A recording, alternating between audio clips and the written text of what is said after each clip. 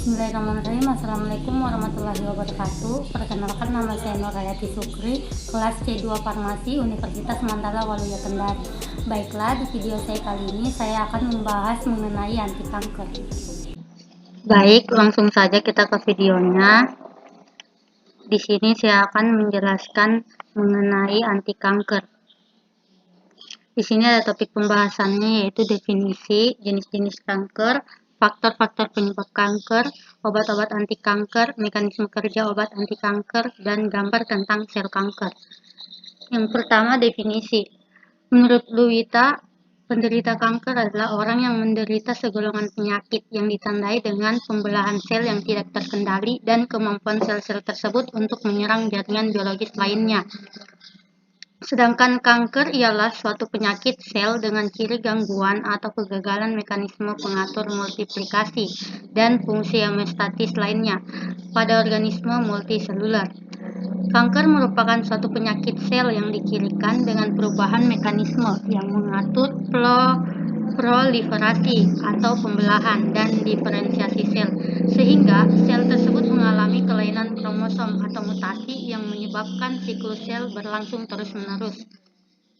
Adapun anti kanker adalah obat untuk mencegah dan mengobati pertumbuhan sel-sel jaringan tubuh yang tidak normal. Selanjutnya, jenis-jenis kanker. Jenis-jenis kanker yang paling sering ditemui itu ada kanker kulit, tenggorokan, paru-paru, lambung, usus, dan alat-alat kelamin. Adapun jenis-jenis kanker tersebut, yang pertama ada karsinoma. Perlu kita ketahui, karsinoma yaitu jenis kanker yang berasal dari sel yang melapisi permukaan tubuh atau permukaan saluran tubuh. Misalnya dia itu pada jaringan sel seperti kulit, testis, ovarium, kelenjar mukus, sel kelamin, payudara, leher rahim, dan lain-lain. Yang kedua itu ada jenis kanker limfoma. Jenis limfoma ini yaitu jenis kanker yang berasal dari jaringan yang membentuk darah, misalnya jaringan limfa, lakteal, atau berbagai kelenjar limfa. Selanjutnya ada leukemia. Kanker jenis ini tidak membentuk massa tumor, tetapi memenuhi pembuluh darah dan mengganggu fungsi sel darah normal. Selanjutnya ada sarkoma. Sarkoma, dia ini jenis kanker di mana jaringan penunjang yang berada di permukaan tubuh seperti jaringan ikat, termasuk sel-sel yang ditemukan di otot dan di tulang. Selanjutnya ada glioma, di mana glioma ini yaitu kanker yang menyusun saraf, misalnya sel-sel glia atau jaringan penunjang yang disusun oleh saraf pusat.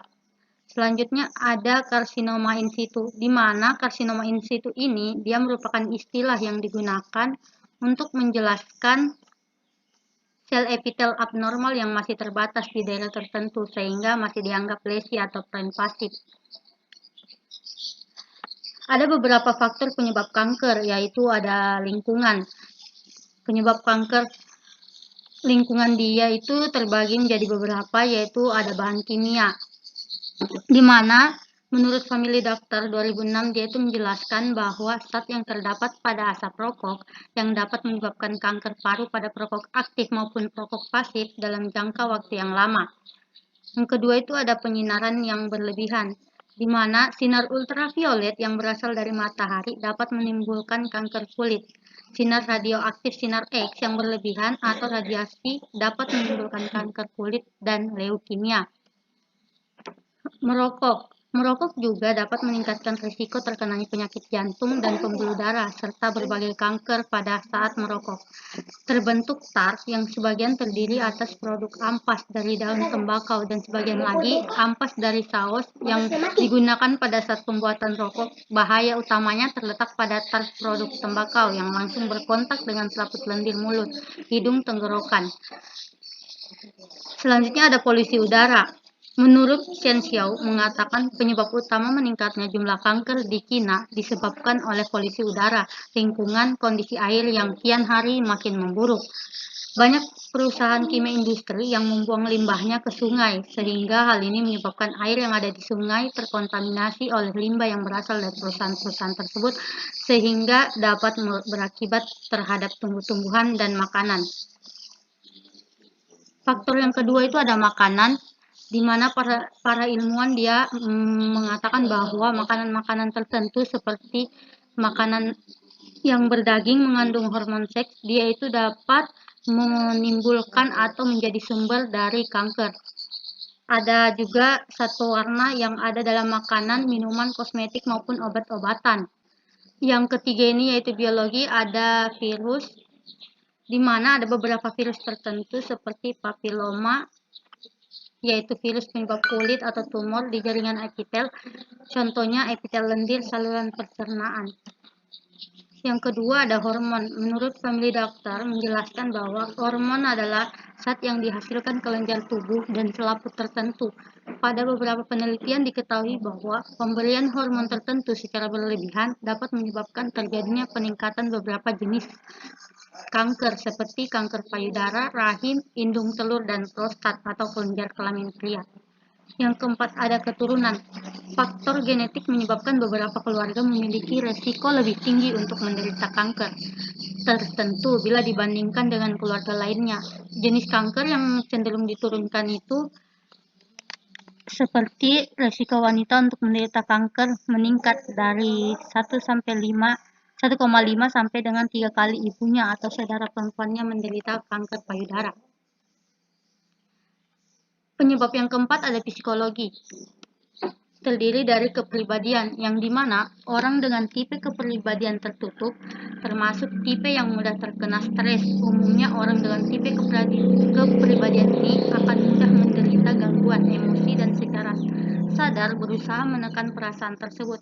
Akibatnya, mereka akan memiliki resiko tinggi untuk terkena penyakit kanker dan jantung. Selanjutnya ada stres. Salah satu penyebab menurunnya kekebalan tubuh atau imunitas adalah dengan adanya stres, dan kondisi stres ini akan melemahkan respon imunitas. Dalam keadaan stres atau emosi seperti marah dan sedih, hipotalamus yang merupakan pusat emosi akan terangsang dan kemudian akan merangsang kelenjar pituitari yang selanjutnya akan merangsang kelenjar adrenal sehingga keluarlah hormon glukokortikoid. Jika hormon tersebut keluar secara berlebihan akan terjadi kerusakan pada tubuh yang mengakibatkan antibodi dan respon pandangan menurun. Stres psikologis berpengaruh terhadap rusaknya kemampuan pembunuhan sel secara alami untuk penghancuran sel tumor atau sel kanker. Selanjutnya masuk pada topik obat-obat anti kanker, yaitu menurut klasifikasi obat anti kanker berdasarkan mekanismenya itu dibagi menjadi 6, yaitu ada alkylating agents, antimetabolit, antibiotika, obat hormonal, alkaloid pinca, dan lain-lain. Adapun mekanisme kerja obat anti kanker yang golongan pertama yaitu ada alkylating agents. Obat ini dia bekerja dengan cara menghambat sintesa DNA dengan menukar gugus alkali sehingga membentuk ikatan silang DNA. Dia juga bekerja dengan mengganggu fungsi sel dengan melakukan transfer gugus alkali pada gugus amino, karboksil, sulfhidril, atau fosfat. Merupakan golongan sel spesifik non-fase spesifik. Yang termasuk golongan ini ada beberapa obat yaitu amsakarin, busulfan, klorambusil, ifosfamid, dan lain-lain. Di sini saya akan membahas salah satu jenis obatnya yaitu busulfan, yang dimana obat busulfan ini diindikasikan untuk pasien leukemia mieloid kronik. Adapun kontraindikasinya yaitu kepada pasien profilia, ibu menyusui, dan wanita yang hamil. Adapun dosis untuk obat busulfan ini induksi 60 per kilogram berat badan per hari per oral sampai maksimal 4 mg per hari. Adapun untuk dosis penunjangnya dia itu 0,5 sampai 2 mg per hari. Efek samping yang ditimbulkan dari obat busulfan ini yaitu menyebabkan kulit pucat, napas pendek, kesulitan konsentrasi, mudah terluka, dan pendarahan tidak biasa. Golongan yang kedua yaitu ada antimetabolit. Golongan ini bekerja dengan cara menghambat sintesa asam nukleat. Beberapa antimetabolit memiliki struktur analog dengan molekul normal sel yang diperlukan untuk pembelahan sel. Beberapa yang lain menghambat enzim yang penting untuk pembelahan. Secara umum, aktivitasnya meningkat pada sel yang membelah cepat. Adapun yang termasuk dalam golongan ini yaitu azacitidin, capecitabine, methotrexate, pentostatin, dan lain sebagainya. Di sini saya akan membahas salah satu contoh obatnya, yaitu fludarabin, yang dimana obat fludarabin ini diindikasikan untuk pengobatan pada pasien yang menderita leukemia limfosit kronis sel B yang tidak merespon terhadap penyakitnya, sehingga berkembang selama atau sesudah pengobatan dengan minimal regimen mengandung zat alkilasi standar. Adapun kontraindikasinya yaitu dikontraindikasikan kepada pasien dengan gangguan ginjal dengan bersihan keratin di bawah dari 30 mg per menit, di bawah 30 ml per menit, dan pasien hamil serta ibu menyusui. Adapun dosis dari obat fludarabin ini yaitu 4 mg permukaan badan diberikan selama 5 hari berturut-turut dalam siklus 28 hari. Adapun efek samping yang ditimbulkan yaitu demam, menggigil, infeksi, edema, neuropati periferal, anoreksia, diare, stomatitis, dan ruam kulit.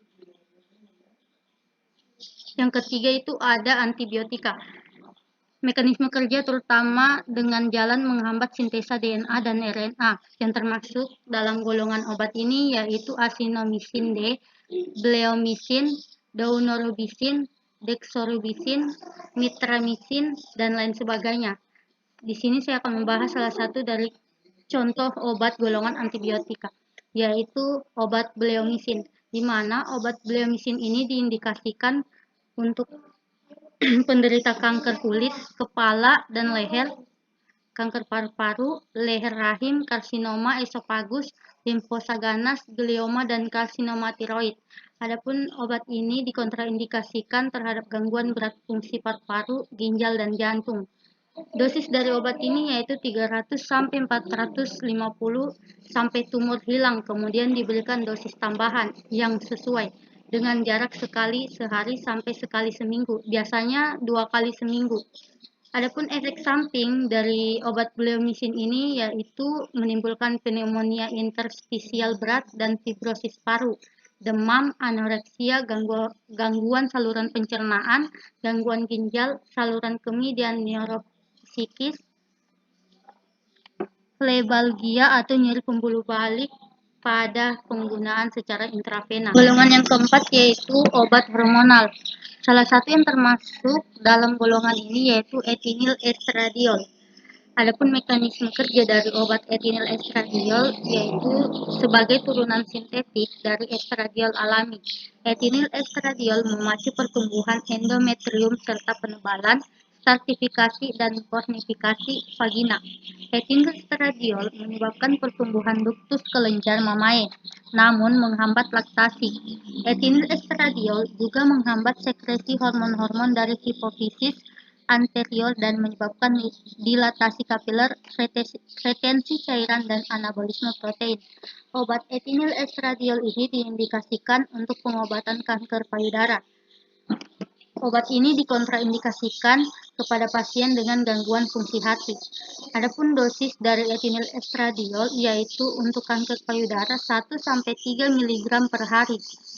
Efek samping yang ditimbulkan dari obat ini yaitu penyakit jantung, gangguan penyakit hati, efek feminisme pada pria.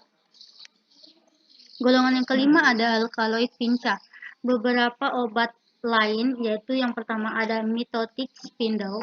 Golongan obat ini berdekatan dengan protein mikrotubular sehingga menyebabkan disolusi struktur mitotic spindle pada fase mitosis. Yang termasuk dalam obat ini yaitu plakitaxel atau taxol, docetaxel, dan lain sebagainya. Yang kedua ada topoisomerase inhibitor, di mana obat ini mengganggu fungsi enzim topoisomerase sehingga menghambat proses transkripsi dan replikasi. Macam-macam antaranya yaitu ada irinotecan, topotecan, etoposide. Yang ketiga ada cytoprotective agents. Macam-macam obat dari golongan ini yaitu amifostin dan dextrazosan. Yang berikutnya ada monoklonal antibody. Obat ini memiliki selektivitas relatif untuk jaringan tumor dan toksisitasnya relatif rendah. Obat ini dapat menyerang sel tertentu secara langsung dan dapat pula digabungkan dengan zat radioaktif atau kemoterapi tertentu. Macam-macam diantaranya yaitu ada obat rituximab dan trastuzumab. Selanjutnya ada hematopoietic growth factor, di mana obat-obat ini sering digunakan dalam kemoterapi, tetapi tidak satupun yang menunjukkan peningkatan survival secara nyata. Macam-macamnya yaitu ada erythropoietin, platelet growth factor, dan colony stimulating factor. Adapun golongan obat-obat yang lain yaitu di mana obat ini tidak mempunyai mekanisme khusus. Macam-macam obatnya antara lain ada L-asparaginase, hexamethylmelamin, estramustin, anagrelin, interferon alfa, dan lain sebagainya.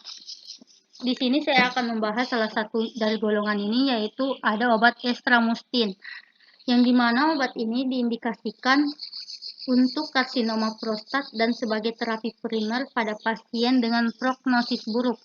Obat ini dikontraindikasikan kepada pasien hipersensitivitas terhadap obat tersebut dan tromboflebitis akut. Adapun dosis dari ekstramustin ini yaitu dapat dimulai dengan 300 sampai 400 mg satu kali per hari untuk maksimal 3 hari, kemudian beralih konsumsi atau suntikan 300 mg 2 kali seminggu. Adapun efek samping dari obat ekstramustin ini yaitu dapat menimbulkan anemia, leukopenia, trombositopenia, gagal jantung kognitif, infark miokard, dan hipertensi arteri. Selanjutnya kita masuk pada topik gambar tentang sel kanker, yaitu sel normal menjadikan kanker. Itu dia melalui beberapa langkah penting terjadi sehingga bisa terjadinya kanker, yang dimana hilangnya suatu kontrol dalam siklus sel.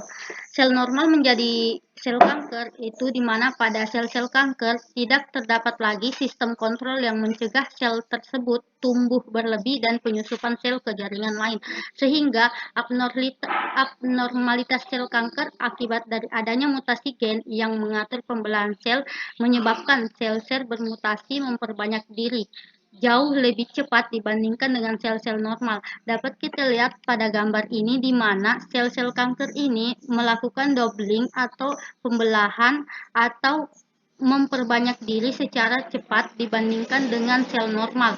Di mana di sini dapat kita lihat penumpukan sel kanker karena adanya proses memperbanyak diri atau pembelahan secara tidak teratur. Baik, selanjutnya kita masuk pada topik gambar tentang sel kanker. Di sini saya mengambil salah satu sel kanker yaitu karsinoma sel squamosa atau squamous cell carcinoma, di mana kanker ini merupakan kanker kulit yang menyerang sel squamosa, yaitu sel yang membentuk lapisan tengah dan luar kulit. Kanker ini umumnya muncul di bagian wajah, kepala, leher, tangan, dan kaki.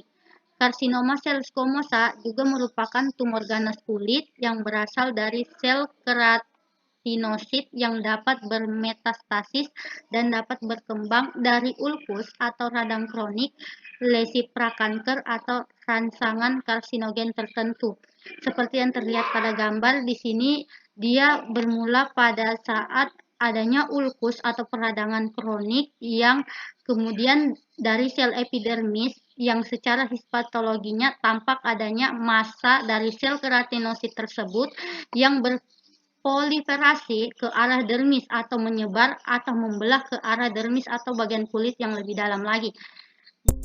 Baik, itulah tadi video mengenai penjelasan anti kanker dari saya. Adapun lebih dan kurangnya dari video ini saya ucapkan mohon maaf. Saya akhiri dengan ucapan wallahu muwaffiq ila aqwamit thoriq. Wassalamualaikum warahmatullahi wabarakatuh. Bye bye.